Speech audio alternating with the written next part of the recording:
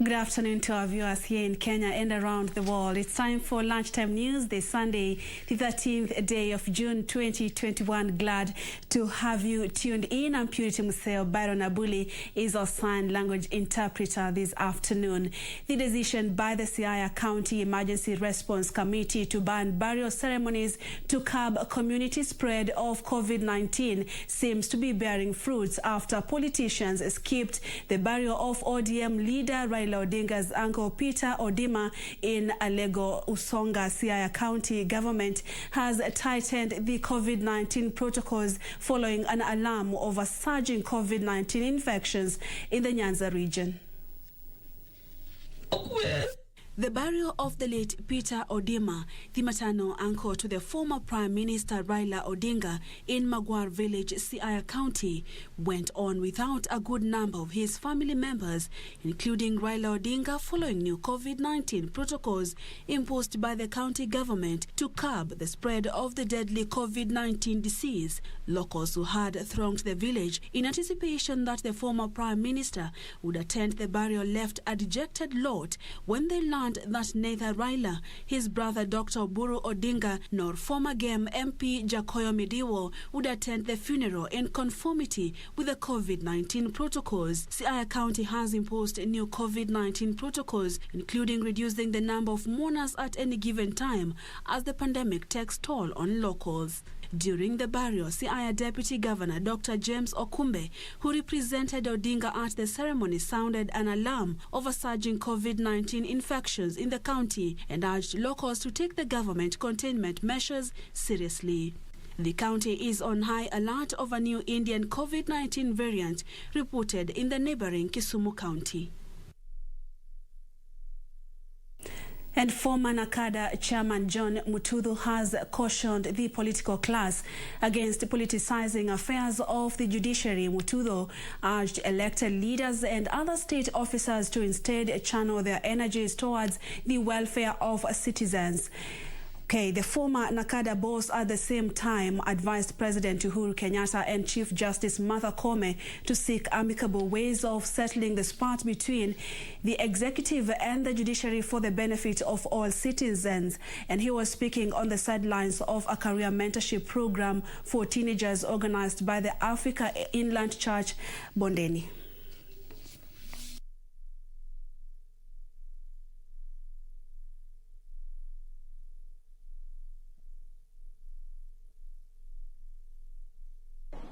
Hii mvurutano tungoje mpaka 2022. Yule anataka kuwa president akuwe president, yule anataka kuwa prime minister akuwe prime minister, yule anataka kuwa MC akuwe MCA, yule anataka kuwa governor awe governor. Lakini tuache hizi side shows.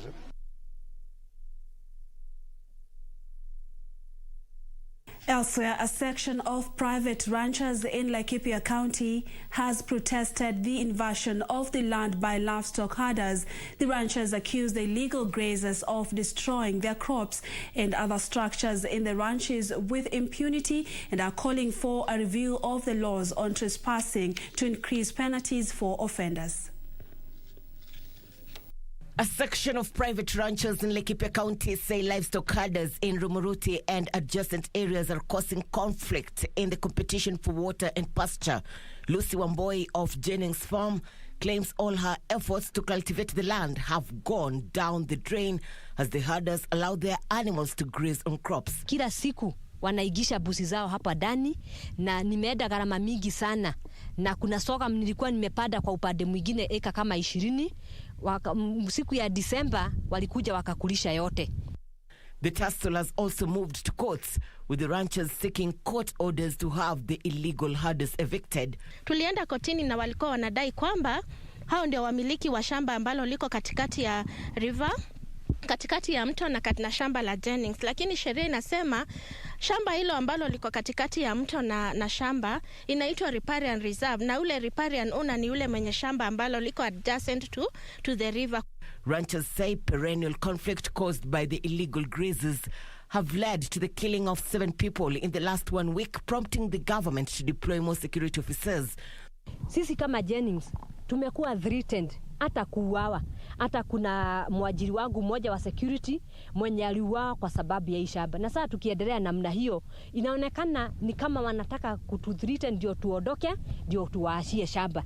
They are calling for a review of the laws on trespassing, saying currently a suspect charged with encroachment and grazing in other people's land is fined a paltry 500 shillings irrespective of the number of livestock found in the farm. Tunaomba sana mashirika ya kiserikali ambayo yanapambana na maneno ya environment ya mazingira kama NEMA, kama WARMA na hata Ministry of Land, wote waingililie kati kuprotect hii ecosystem ya hapa Ewaso Narok.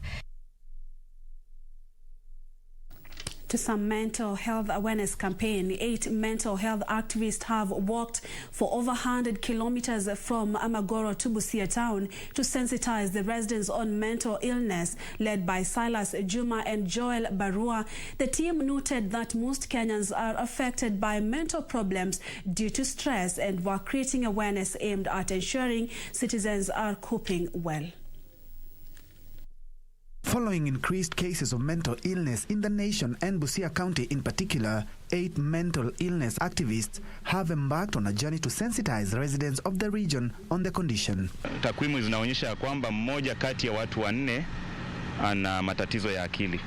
Kwa hivyo ndio tukaona kwamba tuanze kufanya uhamasisho ili watu wetu waanze kuishi maisha ambayo yataweza kuhakikisha kwamba mawazo yao ama akili zao ziko sawa.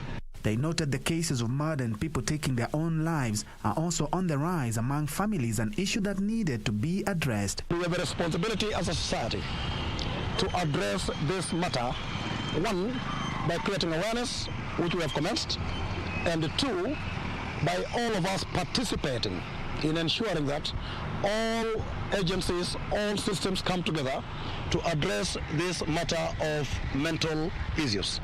They are advising citizens to go for mental checkup to establish their psychological health status. Tunaomba jamii irudi katika mambo yetu ya kimsingi. Tutembee, kama hauendi mbali tembea tu. Ili pia mawazo yako yanaendelea yakiwa masafi. Pia tusijihusishe katika madawa ya kulevya kwa sababu inachangia sana. At the same time, they appeal to the government to put aside a budget for mental health awareness and treatment. The activists will next walk from Malaba to Nairobi in a week's time to create more cognizance on the issue. Let's walk together this walk. Let's unite our people. Msongo wa mawazo imewa disintegrate, imewaacha apart, kila mtu ako kivyake. Sasa tuungane, tuunganishe watu wetu kwa pamoja na tuongee lugha moja. For Channel 1 News, I'm Ben Troinjue. Kitui County Senator Enoch Wambua has expressed concern over the wanting state of healthcare facilities in the county, saying patients are exposed to numerous danger due to lack of personnel, equipment and essential drugs. Wambua singled out Ikudha Level 4 Hospital, where all inpatients are being accommodated in the maternity ward and the ambulance grounded due to lack of fuel. He called on relevant authorities to save the situation. And that those machines, the machine that we found there is actually almost an obsolete machine. Somebody has got to take a WhatsApp photo of the X-ray image from a computer and send it by WhatsApp to a doctor to make an analysis of the image and prescribe medication. That is as dangerous can get. Student leaders at the Rift Valley Institute of Science and Technology in Rongai Sub-County have mounted a sensitization drive about COVID-19 among community neighbors, and the awareness campaign aims at making donations of face masks and hand sanitizers, besides spreading the gospel about the need to stay vigilant against the virus. The campaign will enable needy students and members of the community in the neighboring the institute access face coverings and hand-washing sanitizers and become efficient partners in the ongoing war against the virus.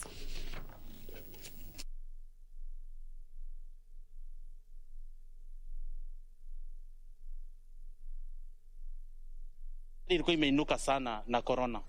Lakini nowadays tunaona imetulia chini, tujui ni nini kinaendelea. Sijui ni corona ikienda chini nao wanaenda chini, ama ikiinuka wanainuka. Tunaomba vile walikuwa wana insist mambo na corona, washikilie hapo hapo.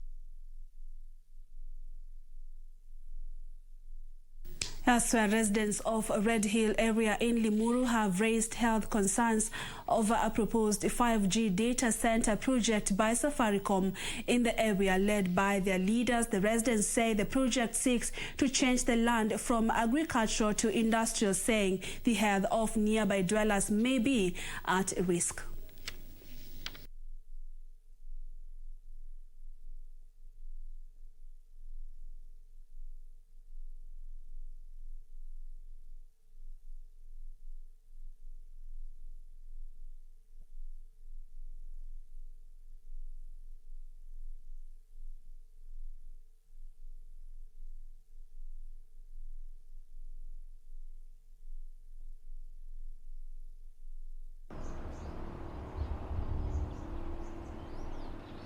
From what we know globally, there are very serious implications of a high electronic project. In the presentation, the presenter said that, in fact, in many countries, this kind of project is put in secluded areas, meaning areas that where there are not a lot of people. But here it is being built right in the middle of a neighborhood that is agricultural, that is also, that has a lot of institutions around here. And we believe, with the knowledge that we know, that it has health impact. Of concern is the administration towards award, preparedness, response, and award. We'd like to know from Safaricom and the county government itself what steps they would take towards addressing those concerns. From an economical point of view, it will spur economic growth in this area. From a social point of view, it will encourage social growth in this area in terms of employment, in terms of growth in the area. And environmentally, the project is sound. Fast break. Thank you for staying with us. Stay with us. Still plenty more coming up shortly.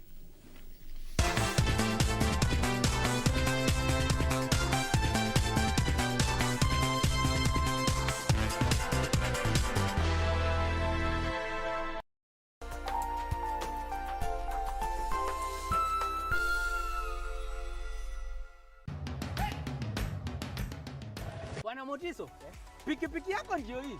Uko shoni yangu. Hii pikipiki ni, unakumbuka uniekelea the lowest unique bid yako ilikuwa ngapi? 18 shillings. Na unajua kuendesha hii gari? Kidogo. Haya, kitoko yako shika helmet, kifungu yako chomoka na mali yako. Kujiunga na QuickBid ni rahisi. Enda kwenye M-Pesa, bonyeza paybill kisha weka business number 4032353. Kwenye account weka kodi ya bidhaa unayotaka na bid yako ya chini zaidi. Kwa mfano TV 16. Kisha weka shilingi 20 tu kama idadi yako. Weka bid yako pia kwenye www.quickbid.co.ke. Kumbuka, bid ya chini zaidi ya kipekee ndio ununua. QuickBid, bidhaa bora kwa bei ya chini. Sasa, hii ng'ombe ni yako. Asante. Hii ng'ombe itatoa maziwa mengi kabisa. Sasa shida ya school fees imeisha. Jen, chukua hii. Hebu nikuulize, hii maneno unasikia ya bima ya elimu inaweza kuwa namna gani mtu anachukua? Process ya kuchukua insurance cover yote ni rahisi. Hata niko na cover ya gari yangu. Kwanza, unajaza proposal form kama hii na uijaze wewe mwenyewe. Na kama haujui kusoma, uijaze na mtu unayemwamini. Hakikisha ile majibu umepatiana ni sahihi na ni ya kweli. Pia thibitisha insurance cover imeangalia maslahi yako. Na usiwahi sign proposal form ambayo haijaandikwa kitu chochote. Pia ukumbuke kujitolea photocopy yako. Sasa wacha nianze hiyo process. By the way, ukisubmit hiyo proposal form, uhakikishe umepatiwa policy document. Uisome na uielewe. Hiyo ndio thibitisho ya kuwa una bima. Asante sana. Ujumbe huu umeletwa kwako na IRA.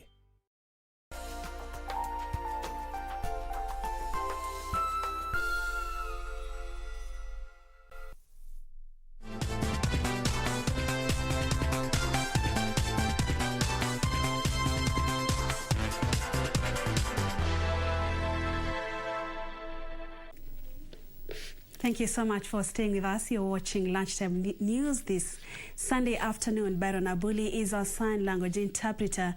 Kenyans have been urged to turn to business ventures in the Jua Kali sector in a bid to reduce unemployment in the country. The Kenya National Federation of Jua Kali Associations Secretary General Charles Kalomba says youth should not only rely on white-collar jobs for survival, but also seek opportunities in the informal sector for livelihood. Kalomba, who spoke in Nairobi, further called on the national government to ensure the 30 billion shillings allocation to the Ministry of Industrialization serves the intended group for improved economy.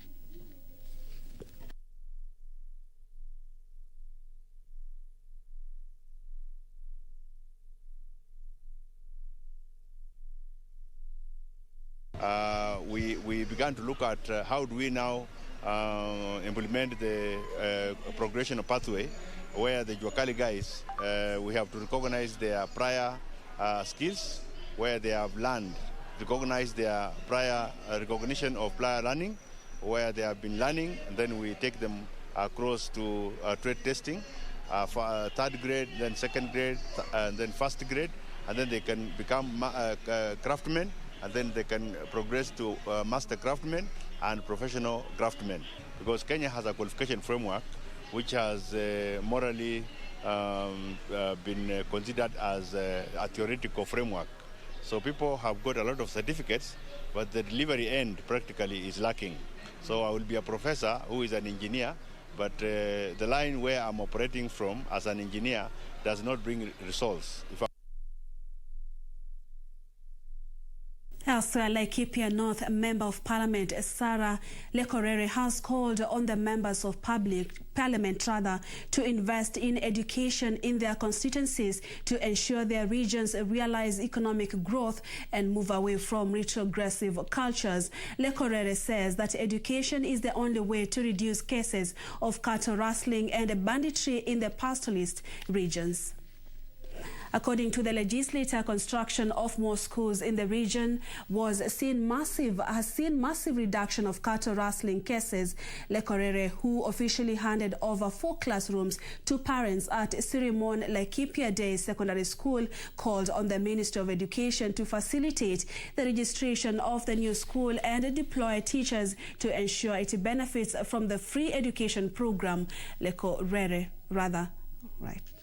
wangekuwa vile vichakani wakiongojea kuwa mabibi za watu, wakiongojea kuwa majambazi wa kutumia bunduki haramu kuangaisha raia. Na mimi napoona hali ya usalama katika Laikipia imechangiwa pakubwa na ukosefu wa shule katika haswa maeneo wanapoishi wafugaji. Hundreds of Lamu residents have benefited from a free medical camp organized by the Kenya Ports Authority in partnership with Lamu County Public Health. The medical camp, which was held in Hindi ward at Hindi Primary School, saw more than 800 patients from the county benefit from free consultations, diagnosis, free medical and treatment. Kenya Ports Authority Chief Pharmacist Dr. Njau Majimbo said most of the patients were ailing from non-communicable diseases, among them high blood pressure and diabetes, cancer and respiratory infection and TB.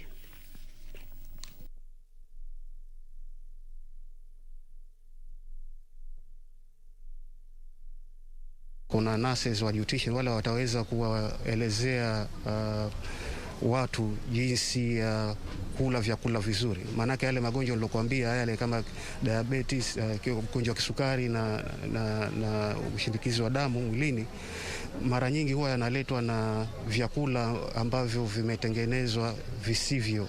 What we are doing here is part and parcel of our corporate social investment programs, which we have been doing in the other counties within the coast region, and with a key focus on empowering people by ensuring that the community is healthy and the community has good education. Tuna changamoto mbona kuna huku umaskini ni mwingi. Maeneo haya na umaskini mwingi. Pengine saa hii kama poti imekuja pengine kuna mabadiliko, lakini kuna umaskini mwingi. Sasa matibabu inakuwa ni changamoto. Unapika kwa hospitali unaambiwa dawa fulani hakuna, enda kwa chemist na pesa kwenda kununua hakuna. Sasa tunashukuru jambo hili liendelee, hata kama nikala kila baada ya miezi 6 itakuwa ni vizuri, kila baada ya miezi 6 wanakuja kutusaidia. Tutashukuru sana.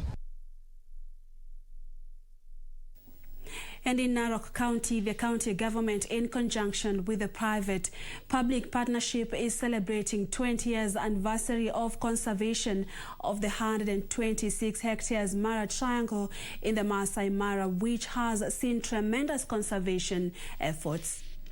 Speaking during the event held at Serena Hotel in Mara Triangle, CEO Brian Health said that they have been working with the community in taking care of Masai Mara to conserve the reserve and control poaching, and have recorded immense success. In that time, they have managed to arrest 4,600 poachers and destroyed 59,000 snares in the Mara Triangle.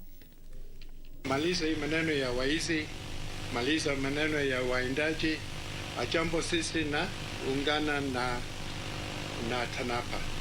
Tumefanya ushirikiano wa kutosha, ushirikiano wa patrol, tukiwa pamoja na viongozi wa conservation ambaye akishirikiana na timu yake ya Pengo, pamoja na viongozi mbalimbali ambao wako nao mawadeni. I just want to affirm that Mr. Brian, with your team, as a county government, we are together. You know, we were working very closely. You have a contract in the other side. I think now things will change,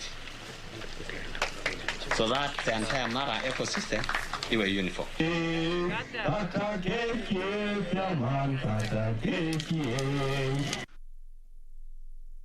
And the government has put on notice individuals who have invaded part of the 16,000-acre TANA irrigation scheme land in Hola, Tana River County. Principal Secretary in the Ministry of Water and Irrigation, Joseph Irungu, says private developers have put up permanent structures and story buildings on the scheme that is under the National Irrigation Authority. The PS now says the government will soon embark on demolition and eviction of the squatters to pave way for government projects. Private developers and individuals who have encroached part of the 16,000-acre TANA irrigation scheme land in Hola, Tana River County have been ordered to vacate the land. Naomba wale ambao wanaanza kujenga majengo katika shamba la NIA waanze kuhama, sababu tutabomoa. Natoa onyo. Principal Secretary in the Ministry of Water and Irrigation, Joseph Irungu, while in Hola during an inspection tour of the construction of huge capacity water reservoirs for the National Irrigation Authority, say that any plan to change land ownership and usage can only be done in consultation with the National Land Commission. Kwa hivyo wale ambao wananyemelea, sababu ilipokuwa halilimu kuna watu walianza kunyemelea kujenga majumba. Hili ni shamba la kilimo na lilitengwa kufanya kazi ya kilimo. Most of Hola town spaces are owned by the TANA irrigation scheme, but private developers, politicians and squatters took advantage of it lying idle to subdivide among themselves and develop. Leaders in Tana River County, however, say the eviction should not affect villages kilometers away from the town. Na hii zamani ilikuwa inaitwa Hola Irrigation and Settlement Scheme. Mambo mengine kidogo kidogo hiyo tutafagia manager. Utupatie tu ile ushirikiano yako. Ile mambo kidogo kidogo ya hapa na pale nini ya town kule ni shida ya town, lakini shida ya wakulima. Manyumba usivunje. Sio haya anasema biashara huko. Unafikia pengine utavunja hizo manyumba. Tunapenda tu utujengee majumba kama vile zamani, mkulima analima anarudi hapo kwa nyumba yake, ni karibu kwa karibu tu. Nasema hii huku kama hapo kwa Mheshimiwa Reabai hapa Kiarukungu, Kiamnyaka, tunaomba tujengewe majumba. The Tana River County government has a plan to relocate residents in villages prone to floods, which Governor Dadho said will be relocated in 43 village clusters placed on higher grounds. On a separate matter, the Albinism Society of Kenya has raised concerns over what it claimed is continuous violation of their rights through job discrimination and frequent emotional and physical attacks from the society. The organization at the same time said lack of unity among its members has partially contributed to the tribulations people with albinism are currently undergoing in the country. They were speaking today in an event to mark the International Albinism Awareness Day. The day was set aside by United Nations in 2015 and is marked on the 13th of June every year. This year's theme come across the globe is strength beyond all odds. The community of persons with albinism in Kenya have gone through several challenges, including 1. Adverse effect of coronavirus pandemic. The coronavirus pandemic continue to leave a gnawing and socio-economic effect in our society, where persons with albinism are called to be the coronavirus carriers, where they spread across the world. Political persecutions. Lately, as you may have been seeing in various media outlets, our own chairman and senator for persons with disability, Honorable Isaac Mwaura, has been on the receiving end of what can easily be argued to be undemocratic governance in the political sphere, for simply speaking up his mind. Our quest for equality is also equally informed by the realization that equality for everyone is equality for someone with albinism. That there can never be equality for us as persons with albinism, as marginalized groups of people, if there is no equality for everyone else.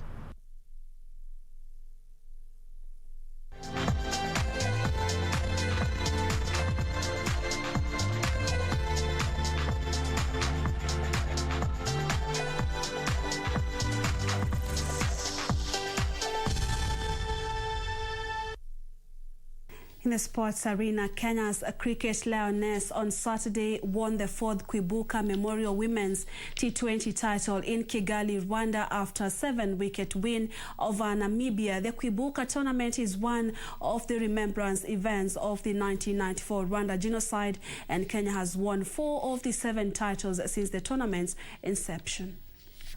Well done, Aaron and team. Thank you, Maggie and team. The final was a repeat of the group phase match between Kenya and Namibia, in which the Southwest African nation won by 36 runs. In Saturday's final, Namibia won the toss and opted to bat and were all out on 69 runs in 15.5 overs.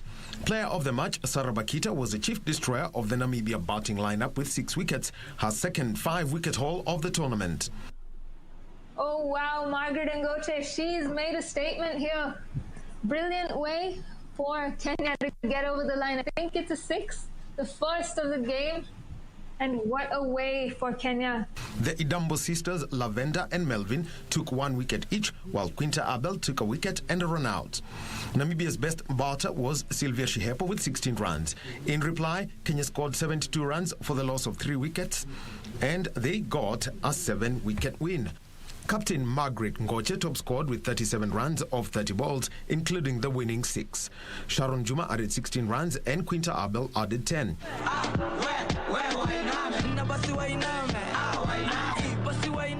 Abel was named the player of the tournament with an all-round score of 31 points from her batting, fielding and bowling performance. The KWIBUKA Women's T20 competition was started as a memory to those who were killed in Rwanda's 1994 genocide. For Channel 1 Sports, I am Daniel Wahome.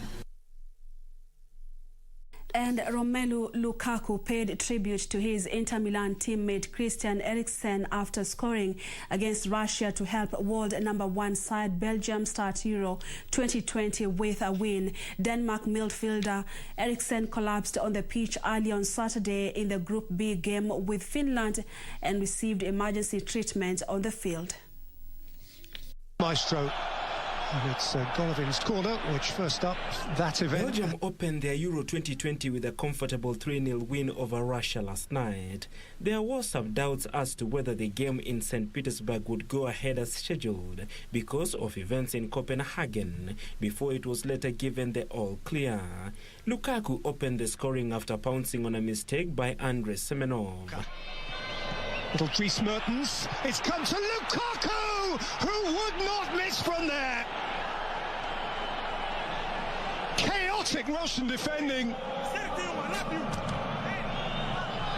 Lukaku in glorious isolation with as much time and space as he would wish to feast upon. Well, it's an absolute gift. You cannot afford to give a striker like Lukaku an opportunity like this. But when the forward ball is played, he looks as if he's in an offside position. And then the defensive touch, breaks it. Advice, having scored this goal. Roberto Martinez's side added a second before half-time through substitute Thomas Meunier. In form, Lukaku sealed a comfortable win by scoring his team's third goal with a composed finish in the closing stages. Among themselves too in the Hazard and Meunier. The substitute makes it 2 for Belgium.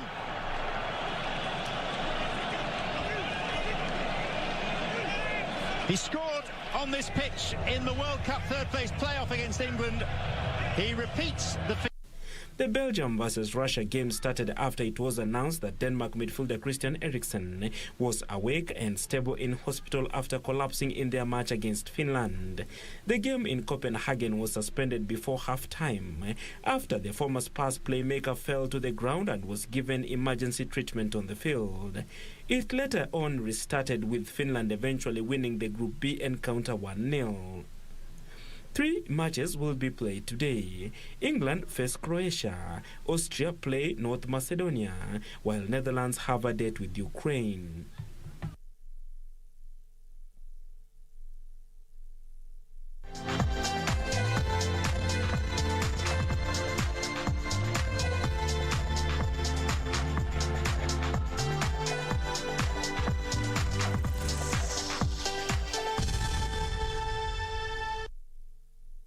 That's it for sports and lunchtime news this Sunday afternoon. Thank you so much for watching. I'm Purity Museo. Byron Abuli has been our sign language interpreter. Do enjoy the rest of our programming. Good afternoon and God bless.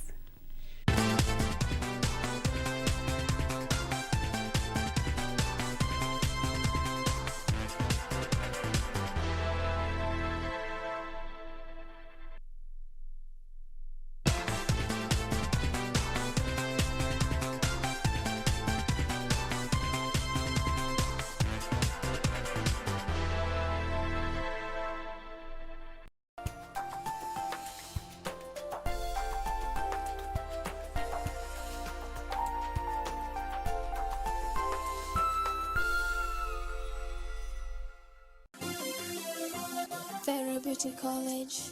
Vera Beauty and Fashion College, with branches in Nairobi, Eldoret, Thika, and Meru. Did you know that we are a TVET-approved institution? We offer courses in fashion design, interior design in soft furnishing, event decoration, flower arrangement, event planning, hairdressing, barbering and dreadlocks, beauty therapy, makeup, nail technology, spa massages, teaching skills, TOT, solo business management, and many more. Register now and visit our website on www.verabeautycollege.com. You can also call on 0725 923 550 Nairobi branch, 0728 087 689 Eldoret branch, 0722 22 7428 Thika branch, 0725 000 706 Meru branch. Vera Beauty and Fashion College, a TVET approved institution.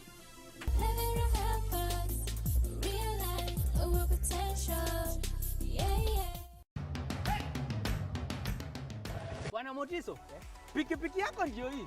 Uko shoni yangu. Hii pikipiki ni unakumbuka uniekelea the lowest unique bid yako ilikuwa ngapi? 18 shillings. Na unajua kuendesha hii gari?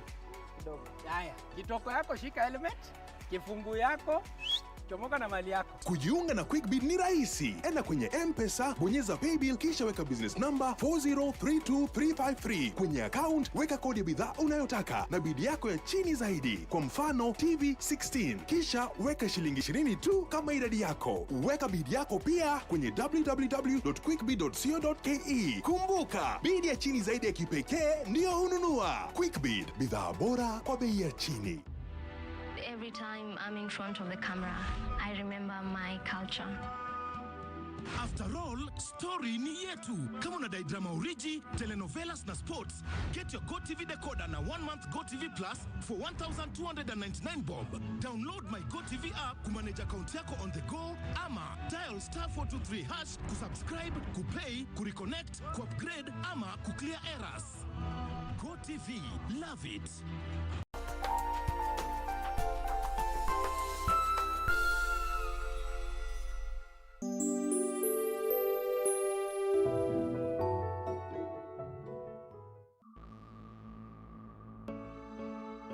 We are here and we are strong. Let's be counted as we move on. Make a difference, change lives as we tell our different stories. We are capable, beautiful. We are born to do great things. We're unstoppable, incredible, 'cause we're differently abled, differently. We all have the capacity to shape our lives. Most often we fall, but it's the lesson that comes after the fall that propels us to greatness. This week, we feature individuals who have defied all odds to be where they are. My name is Jane Theuri, and this is Able Differently. 'Cause we're differently abled, differently. The year 2001 is still fresh in Zablon Makoha's mind, as it's the year he had to restructure. Take a look. Zablon is a responsible career person and uses this as a platform to bring food on the table. Mimi nimeajiriwa na ninafanya na kampuni inaitwa Darling. Kwa wale wanajua